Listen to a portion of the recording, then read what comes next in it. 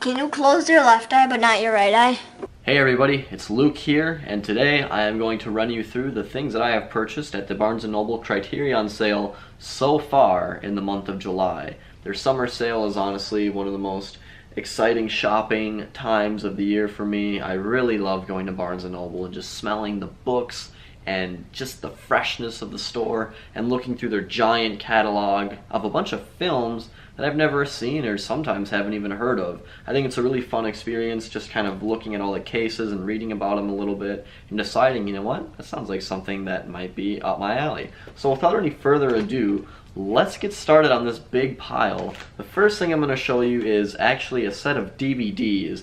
I do not buy DVDs, but these only come in DVDs, and it's the Criterion Eclipse series right here. This one is called When Horror Came to Chiku, and it's basically a collection of 4 horror movies from Japan that came out in the late 60s from a studio that had no business making horror movies. At least that's the way they describe it on the back of here. But I love old horror movies. I love like Japanese horror movies. House in the Criterion collection is one of my favorites, so I thought this was kind of a no-brainer. Even though it is a set of DVDs, I felt like I'd be into it. The next one I have here is Richard Linklater's Slacker. Throughout the years, I've seen many of Richard Linklater's films. I haven't seen all of them. If you look back at his catalog of films, he has directed a lot of movies, and almost every single one that I've seen I've really enjoyed, and I haven't seen Slacker, which is his first film, so it was, for me, it was another no-brainer, where it's like, you know what, I like this filmmaker, I'd like to see where he got his start, so that's Slacker.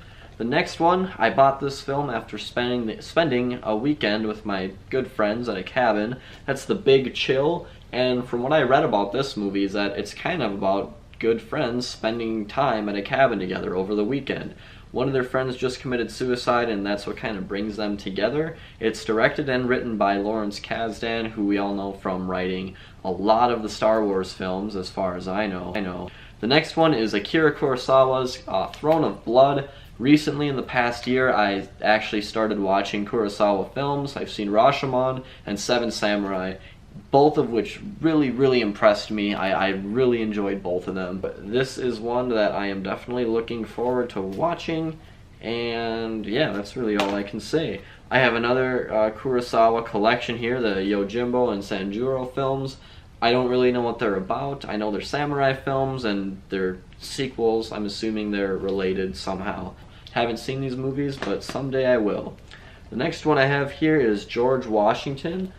This was David Gordon Green's first film, and to me David Gordon Green is a really interesting filmmaker because he's done things like Pineapple Express and Your Highness, but he also recently did Stronger, that film with Jake Gyllenhaal, and this was his first film, and he's just a really versatile filmmaker from what I've seen, and this has been in the Criterion collection for quite a while. It was the 152nd entry. Probably can't read the spine. But I'm definitely interested to kind of see where he got his start as a filmmaker, so I'm glad I finally picked that one up. Next up, I have Straw Dogs. Originally, I wasn't super interested in watching this film just because there was that remake in, I think, 2011 starring James Marsden that just looked kind of bad, and it got pretty bad reviews. But I didn't realize that Dustin Hoffman starred in this movie, and that definitely got me a little bit more interested. And I decided, you know what, I'm going to pick it up and I'm going to watch it someday, because I like brutal, violent films, and that's kind of what I've heard this film to be, kind of disturbing and a little off-putting, so definitely interested to check out Straw Dogs sometime. Next up, I have Persona by Ingmar Bergman. I've only seen one other film by this director, and that's The Seventh Seal. I watched it for my film and religion class this past semester.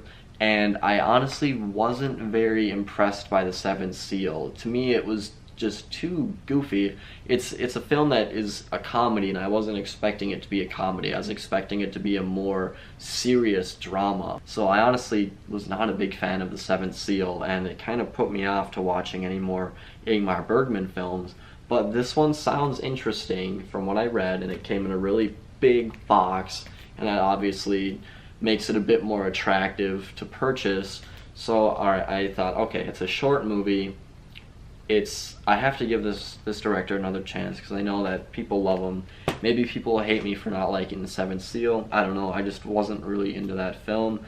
but I'll watch this and we'll see how I feel after that. I have two more here for you. The Virgin Suicides. This is Sofia Coppola's first film.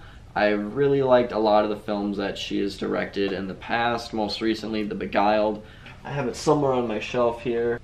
Beguiled, starring Nicole Kidman and Mary Jane, Kirsten Dunst, Colin Farrell. This was a really slow-burning but rewarding film that put me on the edge of my seat. So I'm excited to watch her first film and see where she got her start. This collection of Criterions that I purchased are a lot of like first directing attempts, it seems. So we'll see what I think of all that. And the last one I have here is The Piano Teacher by Michael Haneke. I can't recall if I've seen any of his films, but I noticed that this stars Isabelle Huppert, who starred in Elle, which came out a couple years ago. It was that Paul Verhoeven film.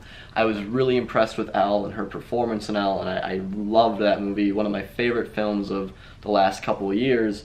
And Your Movie Sucks on YouTube, pretty popular YouTuber that I watch from time to time. Pretty sure this is his favorite filmmaker, so I just thought, you know what, I'm gonna watch this, give it a chance. I'm sure there will be things that I really like about it, and I bought it, and I'll have to watch it someday. So that is my entire haul so far. This is part 1. I will probably be doing a part 2 video because I have another week or so left of this sale, and I plan on purchasing a few more. There are always so many movies in there that just catch my eye and I want to purchase, but you can't buy them all at once.